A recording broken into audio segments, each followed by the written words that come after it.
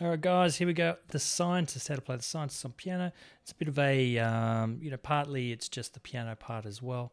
And if you were doing this kind of thing throughout the whole piece, you'd be pretty much playing what Coldplay had in the original track.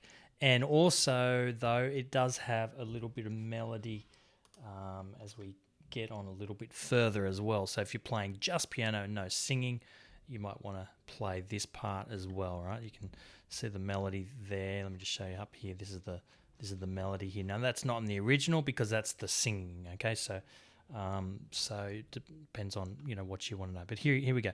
It's in the key of D minor. You've pretty much got 4 chords, I think, throughout the whole thing. So we've got a D minor 7. So D minor is D F A, and then the C gives us our D minor 7. All right.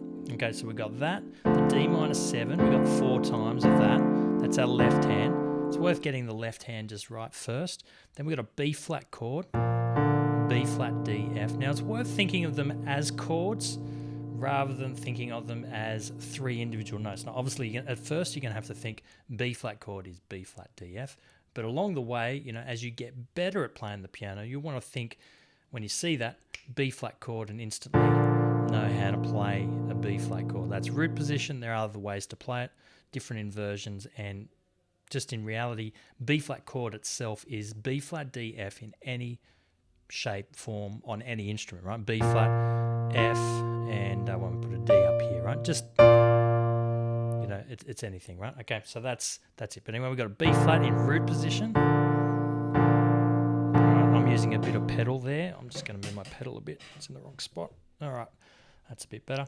And then we've got an F chord in the 3rd bar, just here, F chord in the 3rd bar, but we've got a C on the bottom. Now, all the, if you're reading the notes, the spaces are all cows eat grass. That's one easy way to remember, right? All cows eat grass, so it's a C, right? It's below middle C. Here's middle C on my keyboard, right? So it's below there. So we've got the C, F, and A. That's an F chord, but as an inversion. It's actually a second inversion. First inversion would be that, and the second inversion is that, okay? If you're bringing up the notes, bring up the F, first inversion, second inversion. So we're doing a second inversion down here, and then we finish off with a C sus, a C suspended 4th chord. All right, so normal C chords, that's C, E, G, you probably know that one pretty well. And we get, instead of the 3rd note, 1, 2, 3, 4, 5 of the scale, right? 1, 2, 3, 4, 5, 6, 7, 8. That's an octave, right? Of 1 octave of C major scale. 1, 3, 5 usually makes up our chords, right? 1, 3, 5, sometimes 7. There's a whole bunch of others, 9, 11, 13, and minor and dominant 7s and all this kind of stuff. But at the moment, we're just doing, this is a basic C chord, right? But to do a suspended chord, we're just moving the 3rd up to the 4th, okay? That's our 4th chord, okay? So then we're back to that. All right, so pretty much got just this kind of alternating thing happening. I just might move my face up a little bit here so you can see my, I want to move little me up there a little bit. You can see the keys a little bit better. All right, so we've got our, let's bring this, wrong one. I want to bring this guy down a little bit. There we go, that's a bit better. So, all right, so we've got that pretty much happening. You'll see that, in the 2nd bar we have, where's my little, there you go, that's good enough. In the 2nd bar we have this B flat going to C, okay? But apart from that, it's just alternating between the 2 notes with D on the bottom and, for 2 bars, and then C on the bottom for the next 2 bars. All right, let's get into it. 3, 4.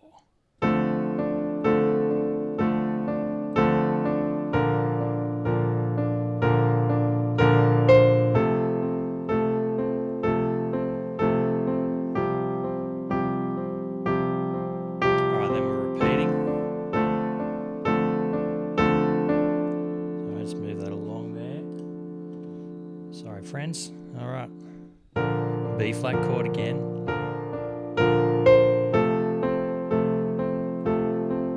is the sus chord.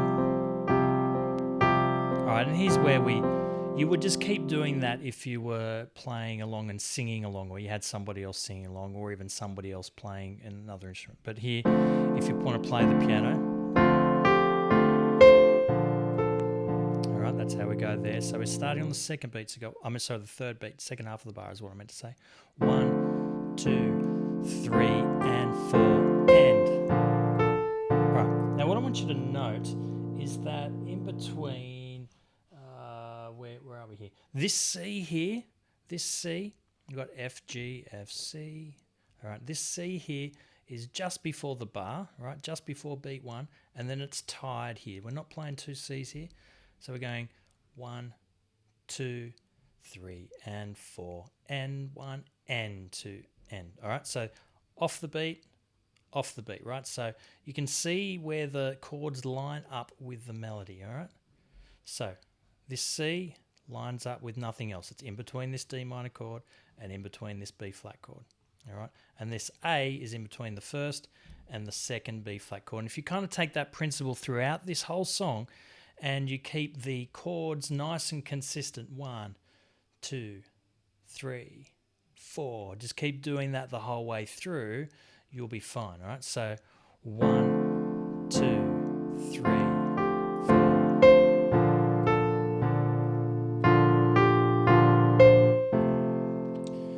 Sorry about the pause. That time there, we've got a different inversion of the F chord here, right? So you can see it's F, A, C instead of C, F, A. Same 3 notes. You could get away with either. I'm going to go with what's been notated. I'll put a link in the video too as to where I got the notation from.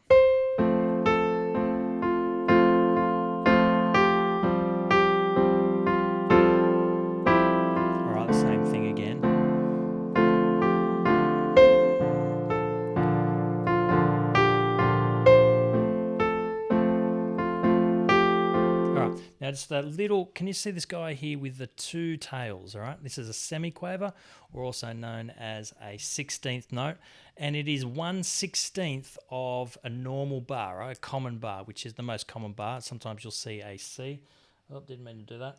Sometimes you'll see a C instead of a time signature. Instead of 3, 4, 4, 4, 6, 8, something like that, you might see a C. That stands for common time, and the most common time we ever play in music is 4, 4, right? And so this 16th note here is actually referring to 1/16 of a bar. Like you could fit 16 of these notes, and generally, if you had 16 of them in, 1E and a 2E and a 3E and a 4E and is how you'd count it. 1E and a 2E and a 3E instead of 1, 2, 3, 4, or quavers or eighth notes, 1 and 2 and 3 and 4 and, or 1E and a 2E and a 3E and a 4E and as you get your 16 of them in one bar, right? So, and if there was lots of them there, they would be joined together just like these quavers are here. So that's, you just got to just wait a little bit longer. So if it was an eighth note, it would sound like this. I'm going from the start of this D minor 7 chord. 1, 2.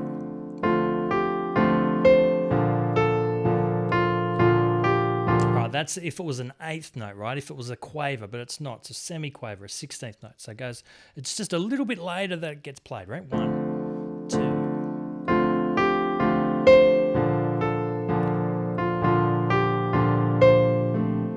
And it's the same thing. All right, I'm going to move on. What's next? All right,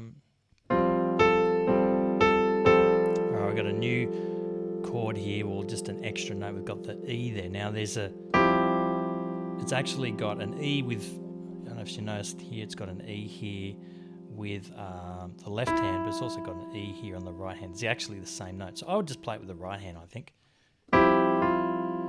You could do either. It's got a little bit of a crunch in there. I kind of like that. You might not like it. If you don't like it, just leave that out. Back to that D minor. Comes that semiquaver.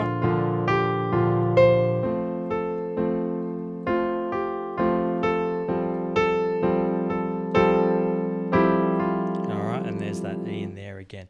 All right, hopefully that is helpful for you guys. I think that's all I've got of that. Oh, there is a little bit more, and then we get to the chorus. I might go straight to the chorus, that B flat chord. So you got 1, 2, and. All right, you'll see that the F, this high F, Eggebertefe, all right, Eggebertefe, or every good boy deserves fruit. I love Eggebertefe because it's so quick. But here, the lines here in the treble clef, Eggebertefe, every good boy deserves fruit, and it's an F up here. All right, here's your middle C. Here's the next F. That's the first space in the treble clef. And then the next octave F, right? It comes in on the 2.5 beat. We've got 1 beat rest, half a beat rest, and then it comes in for a whole beat, right? So, but starts on the second half of the second beat and goes to the second half of the third beat. So, but you can kind of line them up. If you just line them up, you know, you can see it falls in between there, and then this D here falls in between the next notes, right? So got left, left, right, left, together. All right, does that make sense? So 1, 2, and 3, and 4, and 1, and ba-da. All right. So that's how it goes. Now, if you know this song, if you're wanting to play the song, you probably already know how it goes. But hopefully that helps you in getting started with this song. I'm going to put the link in the description so you can easily get the whole sheet, and hopefully that's of great help to you. All right, guys, all the best. Have fun.